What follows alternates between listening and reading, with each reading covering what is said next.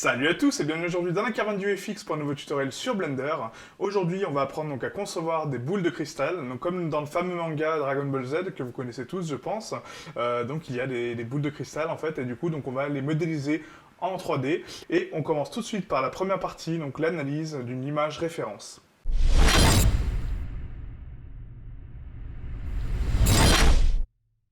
Nous voici donc pour l'analyse des références. Donc là, on va regarder donc une image en fait qui a été créée, je pense, modélisée par un autre artiste en fait, ou tout simplement une balle réaliste. En tout cas, voilà, le rendu est vraiment très très beau. Voilà, donc on a du flou un petit peu au niveau du fond en fait, ainsi qui donne un côté beaucoup plus sympa. Ensuite, donc au niveau de la boule de cristal, voilà, qu'est-ce qu'on peut analyser? Donc on peut analyser qu'il y a donc des étoiles à l'intérieur, donc de cette boule. Donc elles sont incluses dans la boule. Elles sont rouges, un peu brillantes.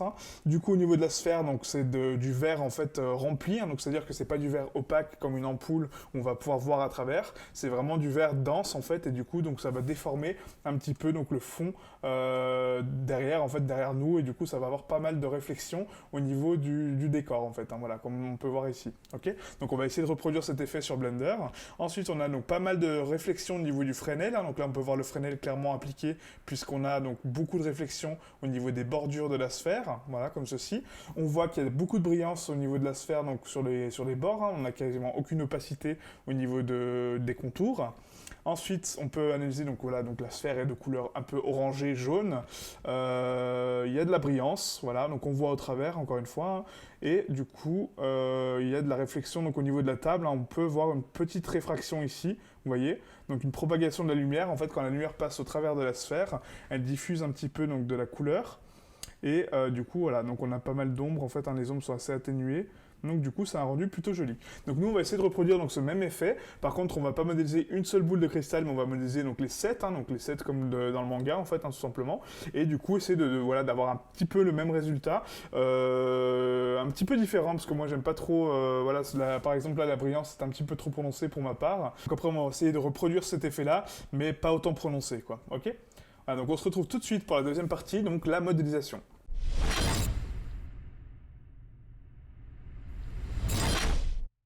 Nous voici donc sur la partie modélisation. Donc je vous invite dès à présent donc, à télécharger le fichier de démarrage qui est en description de vidéo. Donc ça s'appelle pack tuto boule de cristal, il me semble. Vous avez donc les images références, les textures, le fichier de démarrage donc avec la texture de carrelage que j'ai appliquée, et du coup cette scène-là en fait qui a été déjà créée. Donc voilà, c'est une économie de temps, ça vous évite de texturer le sol, etc. Ok. Donc on va commencer tout de suite par la modélisation donc, des sphères. Donc là on va appuyer sur 7 pour passer en vue de dessus. Ici, quand vous appuyez sur 7, vous avez donc soit le mode orthographique ou soit en perspective, comme ceci. Donc voilà. Donc si vous êtes en perspective, vous appuyez sur 5 pour passer en mode orthographique pour avoir vraiment une vue centrée sur le plan. Ok. Ensuite, on va appuyer sur Z pour passer en mode fil de fer. On appuie sur A pour tout désélectionner, donc pour désélectionner mon plan, ma caméra, etc. Et là, on va appuyer sur N pour rajouter une image de fond. Donc cette image de fond va nous servir comme référence pour avoir un petit peu donc, la forme et la base des boules de cristal. Même si c'est pas compliqué, clairement, c'est juste une sphère avec une étoile à l'intérieur. Mais bon, voilà. Il vaut mieux ajouter une image référence, au moins on est sûr de ce qu'on fait. Donc là, vous avez ici donc image de fond, excusez-moi, je vais un petit peu vite. Donc vous cochez image de fond, vous cliquez sur ajouter image, et là vous avez donc le petit panneau ouvrir. On va ouvrir donc une image référence, voilà. Vous agrandissez donc ici pour avoir les vignettes, et là on va prendre celle-ci, Dragon Ball une étoile. Ok, voilà ce que ça donne. Donc là, ma boule de cristal est vraiment très très grande. En fait, elle est quasiment proportionnelle à mon sol. Bah voilà, elle rentre parfaitement dans mon sol. Donc c'est-à-dire que si je crée une sphère de cette échelle-là, elle va être vraiment immense et du coup, elle sera proportionnelle à mon sol. Donc là, ce qu'on va faire, on va minimiser un petit peu l'image référence, donc la réduire pour avoir une taille plutôt bonne. Donc là, on va se fier par rapport à un carré qui normalement est une zone de carrelage. Ok.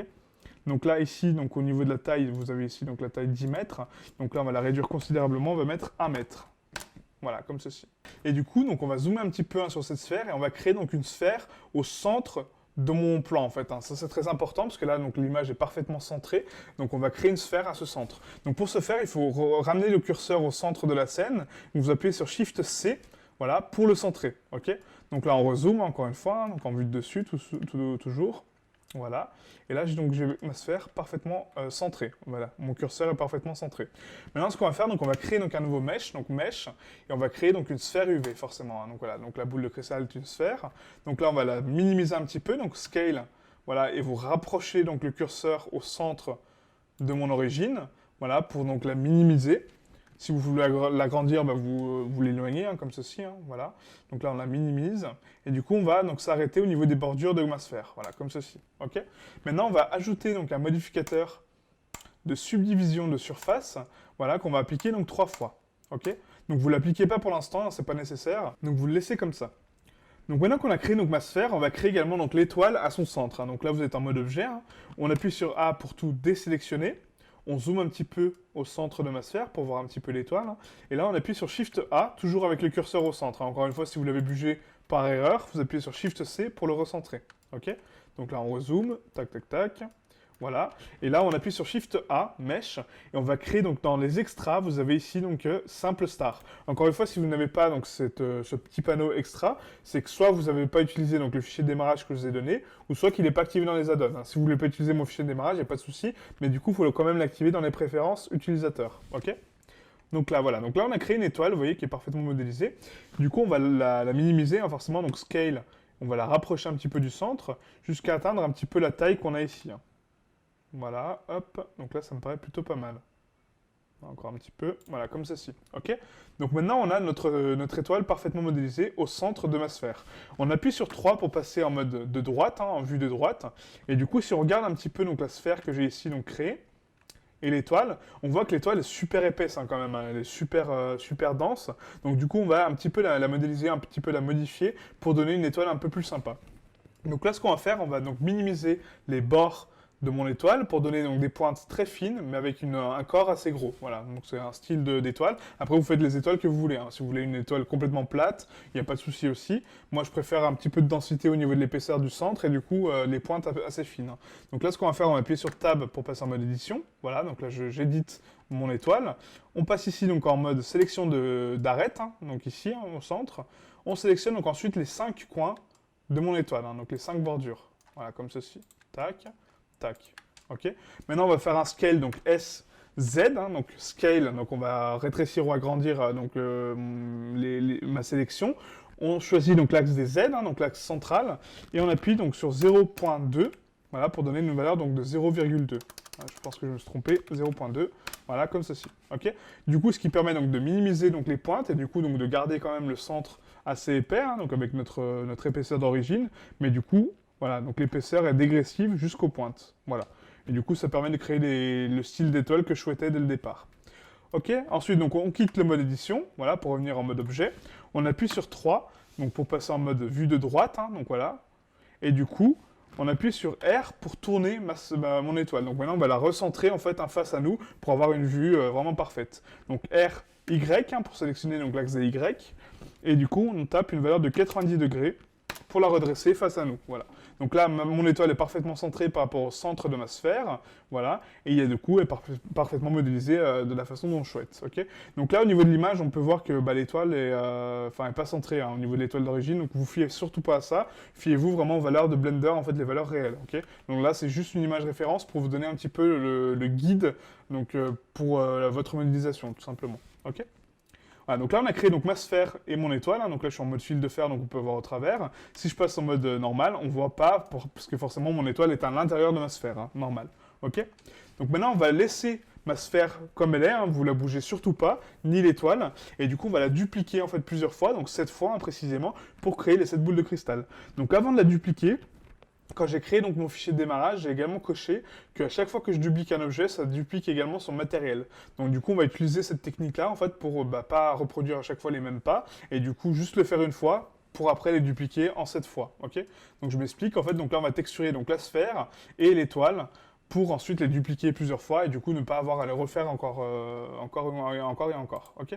Donc là on va commencer donc, par la sphère. Donc vous sélectionnez de la sphère, vous appuyez sur Z. Hein, voilà, on va passer en mode normal. Hein. Ici on va appuyer sur T pour adoucir ma sphère parce que là on voyait quand même les petits carrés qui étaient apparents. On ferme le panneau donc ici en appuyant sur N et du coup on va passer ici donc en mode matériel. Ok.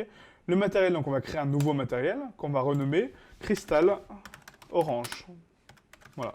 Vous mettez ce que vous voulez, boule de cristal ou Dragon Ball, enfin ce que vous voulez. Voilà, moi j'ai mis cristal orange, ok. Ensuite, on va appuyer sur Shift F3 pour passer en mode éditeur de nœuds. Ici, sur l'éditeur de nœuds, donc là, voilà ce que ça crée. Donc ça crée donc un nœud de diffus avec donc une sortie de matériel. Donc du coup, ça diffuse juste une couleur blanche et c'est tout. Donc nous, ce qu'on veut, c'est en fait que ça diffuse du vert. Donc du coup, on va supprimer ce nœud de diffus, donc en appuyant sur X. Vous appuyez sur Shift A, et là, vous créez donc un shader de vert. Voilà, donc il est déjà créé d'origine sur Blender.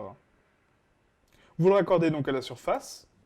Et voilà ce que ça crée. Donc ça crée donc un vert parfaitement diffus. Donc là, on va le modifier un petit peu, ce vert. On va lui donner un petit peu plus de brillance, un peu plus de transparence, et un petit peu jouer avec les nœuds pour donner un vert vraiment réaliste. C'est vraiment ce que je veux. Donc là, on va commencer par changer donc la couleur ici, qu'on va donner donc une couleur un peu plus orangée. Pas autant. Voilà, comme ceci. Et qu'on va juste un petit peu assombrir. Voilà, et éclaircir au niveau du teint.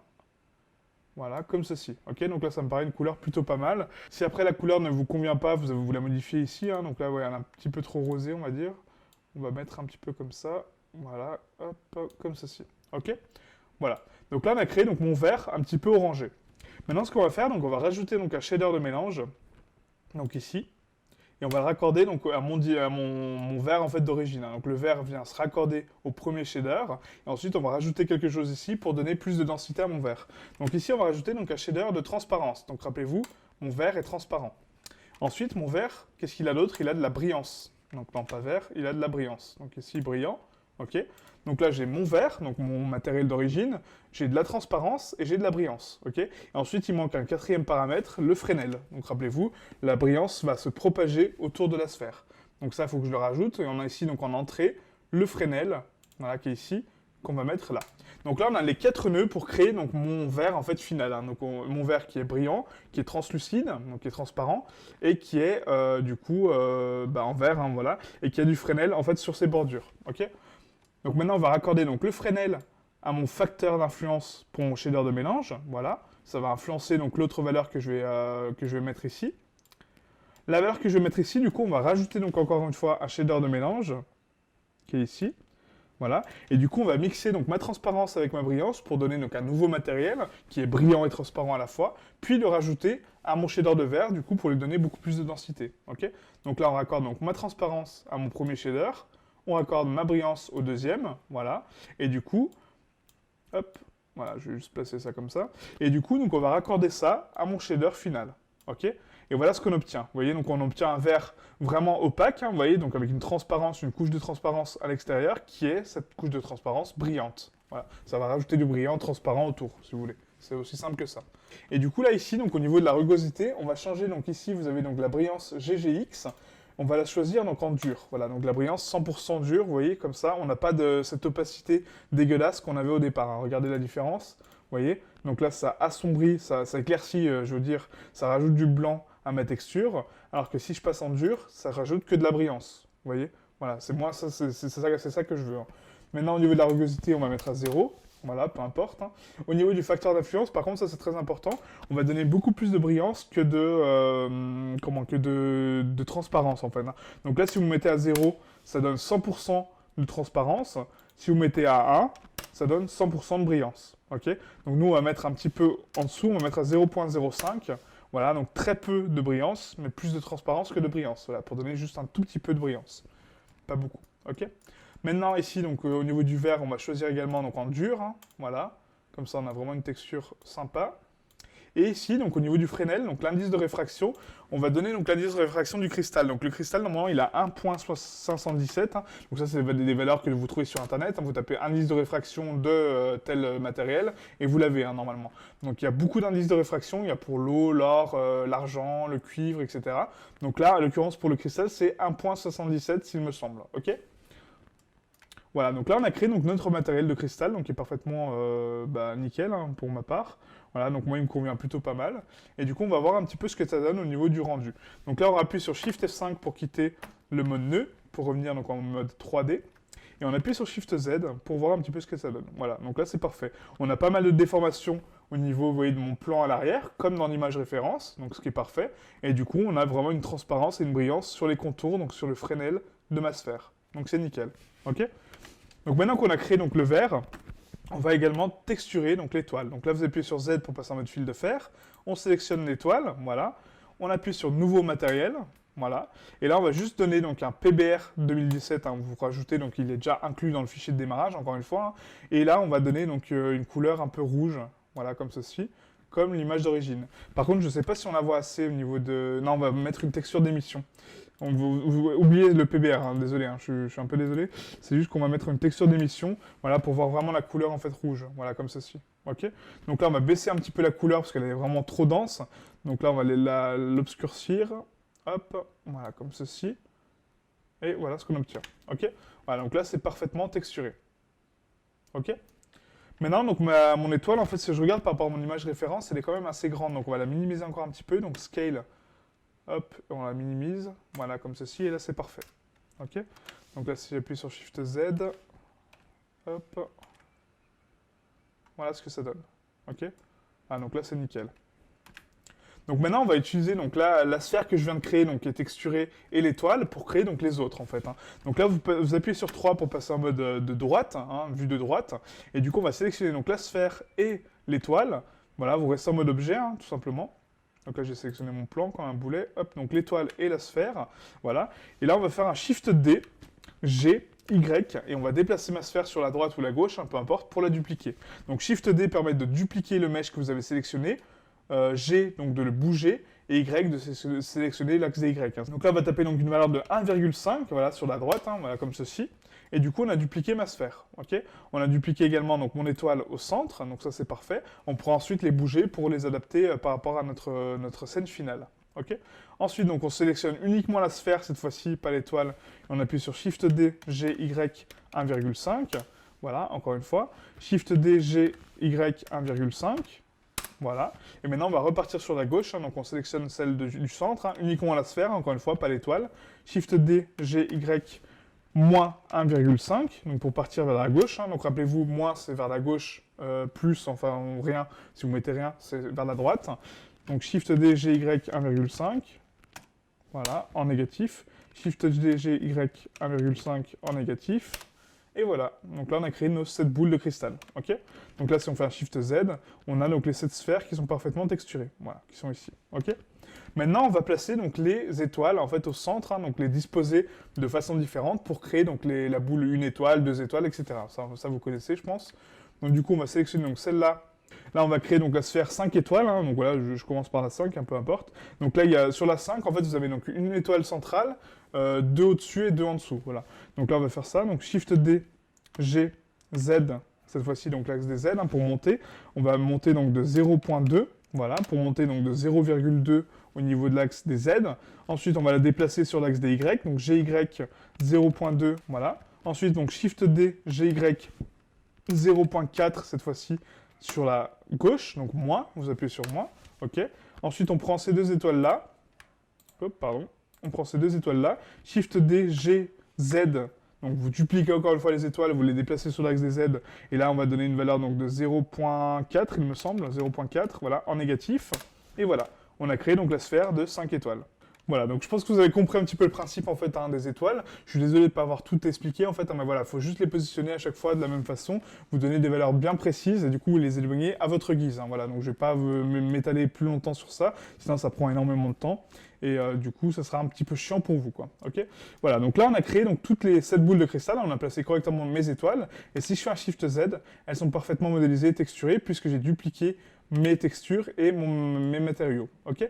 Donc maintenant, ce qu'on va faire, on va appuyer sur Z et on va placer mes boules, en fait, hein, comme je le souhaite. Donc, pour ce faire, en fait, donc, on va sélectionner mon plan, on va l'éloigner un petit peu de ma scène, hein, voilà, peu importe, hein, vous le déplacez où vous voulez. Et du coup, on va donc les surélever un petit peu, hein, donc là, rappelez-vous, donc mes sphères sont au centre hein, vraiment de ma scène. Donc là, on va les surélever un petit peu, voilà, comme ceci, jusqu'à atteindre un petit peu jusqu'à atteindre mon plan, en fait, hein, tout simplement. Donc là, on ramène mon plan ici, voilà. Et là, du coup, on va disposer donc mes sphères comme je souhaite, en fait. Hein. Donc, vous les placez vraiment où vous voulez. Hein. Il n'y a pas de règles particulières. Tout ce qu'il faut, c'est en fait qu'elles soient parfaitement alignées au sol. Donc, du coup, vous appuyez sur 3 hein, pour vous passer en mode droite. Et vous regardez que ça ne déborde pas sur l'axe des Y. Hein. Voilà. Donc là, c'est le cas. Hop. Voilà, comme ceci. OK. Et du coup, vous les placez où vous voulez, en fait. Hein. Donc, les sphères, vous les placez vraiment où vous voulez. Donc, nous, on va reproduire un petit peu le schéma donc, de Dragon Ball. Hein. Là, tu as un petit peu donc, les 7 boules de cristal un peu éparpillées comme ça. Voilà, donc une fois que vous avez placé donc, vos boules de cristal, hein, donc voilà, donc là elles sont parfaitement posées au sol, elles sont dans la disposition que je souhaite. Donc du coup, on peut regarder donc, au niveau de la caméra et faire un rendu rapide pour voir ce que ça donne. Donc voilà ce qu'on obtient. Ok, donc là, on a pas mal de brillance au niveau des sphères, hein, donc voilà, la texture est parfaitement modélisée. Les sphères sont parfaitement placées, les étoiles sont bien visibles au travers. Par contre, il y a un petit truc qui me gêne, c'est qu'au niveau donc, du déplacement de la texture, pour moi, c'est pas assez flou. Donc du coup, pour ce faire, en fait, on va rajouter donc un modificateur de solidification au niveau des sphères. Donc ça permet donc de grossir ma sphère et du coup de lui donner beaucoup plus de densité au niveau du vert et du coup une texture beaucoup plus jolie. Hein, ok, donc là ce qu'on va faire, donc on va appliquer tout ça donc, à chaque sphère en fait hein, qu'on a créée. Donc on sélectionne la sphère, modificateur, solidifier et là on donne donc une valeur de 10 cm. Voilà. Donc une fois que vous avez appliqué donc, les 10 cm à chaque sphère, voilà ce qu'on obtient. Donc on obtient des sphères beaucoup plus denses, vous voyez, donc beaucoup plus sombres, mais du coup beaucoup plus réalistes et beaucoup plus jolies en fait. Hein, ok. Du coup donc on va éclaircir un petit peu tout ça. Donc pour éclaircir en fait les sphères, on va faire quelque chose de très simple. On va pas modifier donc la texture en fait, hein, parce que là mon vert est enfin, il est assez clair, c'est juste qu'il n'y a pas assez de brillance. Donc là, on va déjà augmenter la puissance du soleil. Donc là, on quitte la vue caméra. On vient ici donc prendre mon soleil, voilà. On va le placer déjà différemment, on va le placer un petit peu plus sur la gauche, hein, parce que là il est quoi? Non, il est face caméra, donc là il est bien placé, excusez-moi. J'avais déjà bien placé. Voilà, on va juste augmenter donc un petit peu la densité de la lumière, donc on va mettre à 10, pour donner donc beaucoup plus de clarté à ma scène. Ensuite, on vient ici donc augmenter la taille du soleil pour réduire considérablement donc, les ombres qui sont apparentes ici. Hein. Okay, donc là on augmente la taille du soleil, on va la mettre à 50 cm. Voilà, donc là c'est pas assez, encore les ombres sont un petit peu trop denses. On va mettre 100 cm, donc 1 mètre en gros. Voilà, et là ça me paraît plutôt pas mal. On va juste regarder un petit peu ce que ça donne au niveau des ombres. Ouais, là c'est beaucoup plus réaliste en fait, hein, voilà, donc les ombres sont moins prononcées. Voilà, donc l'ombre en fait ne peut pas être autant prononcée sur une sphère qui est transparente à la base, hein, on est d'accord, hein, ça peut pas être, voilà, parce que là si je mets 1 cm au niveau du soleil, là on a des ombres complètement dégueulasses, vous voyez, et du coup ça donne un effet pas réaliste du tout, quoi. Donc du coup, vous mettez 1 mètre au niveau de la distance, et là, ça atténue grandement les ombres, et du coup, ce qui permet d'avoir des ombres beaucoup plus graduelles et beaucoup plus sympas. Ok. Ensuite, on va rajouter aussi donc, de la spécularité, enfin de l'occlusion ambiante, pardon, pour donner beaucoup plus de clarté à ma scène, hein, donc occlusion ambiante, du coup, ce qui permet donc de adoucir encore plus les ombres, et du coup, de les donner, voilà, de donner une couleur uniforme un petit peu aux ombres et aux boules de cristal. Ok. Voilà, donc occlusion ambiante, hein, donc très important. Et ensuite, donc on va régler ici, donc au niveau des réglages de rendu, hein, donc là on va passer au rendu, donc je peux quitter cette vue-là. On va rester au niveau du rendu ici. Donc là, on va placer ma caméra d'une façon à voir donc les boules de cristal, en fait, donc une boule de cristal vraiment très proche et une autre assez éloignée, en fait, hein, pour créer un effet vraiment super sympa. Donc là, on va placer la caméra comme ceci, voilà. On va zoomer un petit peu, hop, donc pas autant. Hop, voilà. Donc là, on a placé donc, ma caméra, comme ça on voit toutes mes sphères, etc. Maintenant, ce qu'il faut donner, c'est de la profondeur de champ à ma caméra, en fait. Donc ça, c'est un paramètre qu'on n'a jamais vu encore ensemble. Je vais vous l'apprendre aujourd'hui, c'est vraiment très simple. C'est qu'en fait, vous sélectionnez votre caméra. Donc clic droit, pardon, sur les bordures de la caméra. Et ici, vous avez donc les réglages de caméra. Donc là, ce qu'on va faire, on va lui indiquer, donc la mise au point va se faire sur la sphère, donc celle-ci, hein. Ok, donc pour savoir c'est laquelle, normalement on aurait dû la renommer, hein, comme je vous ai dit à chaque fois, renommer vos éléments. Moi je le fais pas comme un boulet, mais bon voilà, vous faites-le clairement. Et du coup, donc, on va faire la mise au point par rapport à la sphère 5. Hein, vous voyez, donc là c'est la sphère 5 que j'ai sélectionnée. Donc on retourne sur les paramètres de caméra. Et là je vais lui dire, donc faites la mise au point sur la sphère 0,5. Ok, donc du coup il va se focaliser sur la sphère 0,5 et il va laisser les autres un petit peu beaucoup plus floutés. Pour augmenter le floutage au fond, là actuellement au niveau de la taille on est à 0. Ici, on va l'augmenter, on va mettre à 10 cm. Ok, donc 10 cm, ce qui permet donc de flouter l'arrière-plan, vous voyez, et du coup de se concentrer sur celle-ci. Donc là, 10 cm, à l'occurrence, c'est un petit peu trop, hein, on va baisser un petit peu. Ça dépend de la scène que vous avez, donc là, on va mettre à 5. Voilà, 5 cm, ça me paraît plutôt correct, du coup, pour flouter un petit peu l'arrière-plan, mais laisser celle-ci complètement apparente. Okay. Ensuite, donc là, on a pas mal de grains au niveau des sphères. Pourquoi? Parce qu'on n'a pas réglé correctement le rendu. Donc ici, au niveau du rendu, je vais vous apprendre encore des techniques pour améliorer votre rendu. Donc là, on va passer donc en rendu CPU, parce que mon GPU me déconne un petit peu, je suis désolé. Si vous avez une bonne carte graphique, laissez-le en GPU, hein, ce sera beaucoup plus rapide. Au niveau des dimensions, donc on va laisser en 1920 par 1080. Au niveau de l'échantillonnage, par contre, on va augmenter un petit peu, on va mettre à 2000, hein, parce que là, c'est du cristal, donc il y a besoin quand même de beaucoup de passes pour avoir donc une qualité vraiment parfaite. Ok, donc vous mettez à 2000, ouais, 2000 c'est un petit peu trop élevé, vous mettez à 1000, voilà, 1000 c'est déjà pas mal. Ensuite, donc trocage direct et indirect, vous laissez à 0 pour donner un petit peu de brillance au niveau du sol, parce que si vous tronquez, il y aura certes moins de grains, mais il n'y aura pas autant de détails au niveau de la brillance. Ensuite, au niveau des chemins de lumière, voilà, donc ça c'est très important.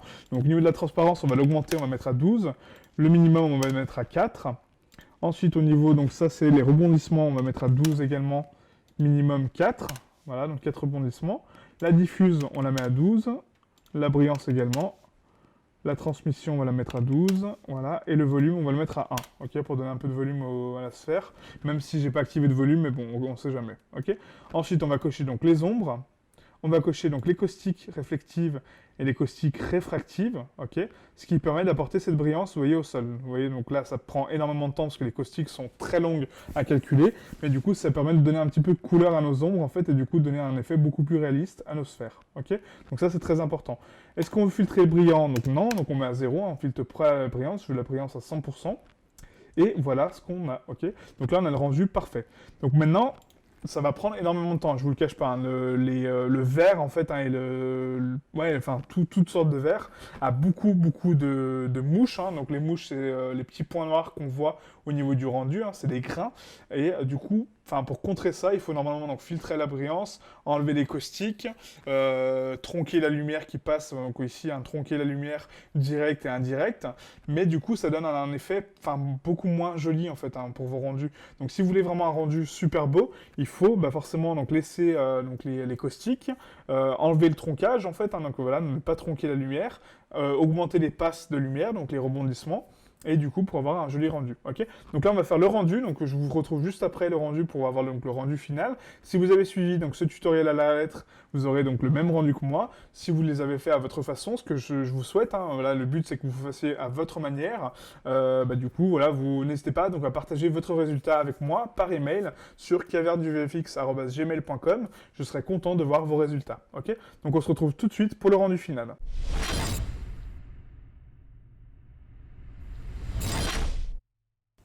Voilà, donc on a terminé donc la modélisation des boules de cristal. Donc comme vous avez pu voir, donc le rendu a pris pas mal de temps. C'est assez long, hein, au niveau des caustiques, ça prend pas mal de temps à calculer. Pour éviter donc le grain, n'hésitez pas donc à monter l'échantillonnage et justement donc les passes de rendu sur votre rendu final pour avoir ce résultat-là en fait. Hein, voilà, donc 1000 normalement ça devrait être suffisant avec l'éclairage qu'on a mis. Et du coup maintenant on va retoucher un petit peu donc l'image finale. Ici donc au niveau donc de la scène, vous avez donc normalement installé donc le plugin Filmic. Si ce n'est pas le cas, je vous l'ai mis également en description donc dans le pack de tuto. Vous avez donc un petit fichier avec les liens utiles et les logiciels que j'utilise. Et du coup, vous avez donc le plugin Filmic qui vous permet d'obtenir ce paramètre-là. Si jamais vous ne savez pas comment l'installer, donc Filmic, n'hésitez pas donc à le dire en commentaire. Je ferai un petit tuto spécial de très court hein, pour vous apprendre à l'installer sur Blender. Si vous savez le faire, bah, tant mieux pour vous. Hein. Voilà, il y a plein de tutos sur Internet qui vous expliquent comment le faire. Donc voilà, donc normalement, c'est pas très compliqué. Donc ici, quand vous installez Filmic, hein, donc du coup, il y a un petit paramètre ici, donc voilà, qui change. Et du coup, on a ici donc plusieurs sélections, hein, donc on sélectionne Filmic, hein, le plugin qu'on a installé, et du coup ici vous avez l'aspect, donc à la base on laisse en base contrast, donc c'est le contraste de base, voilà, c'est le contraste réaliste. Nous on va l'augmenter un petit peu, on va mettre en very high contrast, voilà, pour donner un peu plus de contraste aux boules, et du coup faire un rendu vraiment magnifique, et du coup voilà, donc le rendu final. Donc pour le sauvegarder, vous appuyez sur F3, et vous le sauvegardez donc dans le fichier de rendu final, et voilà. C'est tout simple, ok? Donc j'espère que ce tutoriel vous a plu, donc n'hésitez pas à laisser un petit pouce bleu si vous l'avez apprécié, de laisser un petit commentaire pour me dire donc, vos avis, et surtout de partager vos rendus avec moi par email, donc sur caverduvfx@gmail.com, donc n'hésitez pas, hein, voilà. Et voilà, si vous avez des questions également, donc n'hésitez pas à les poser en commentaire. Sur ce, je vous dis à très bientôt pour un nouveau tutoriel. Ciao, ciao!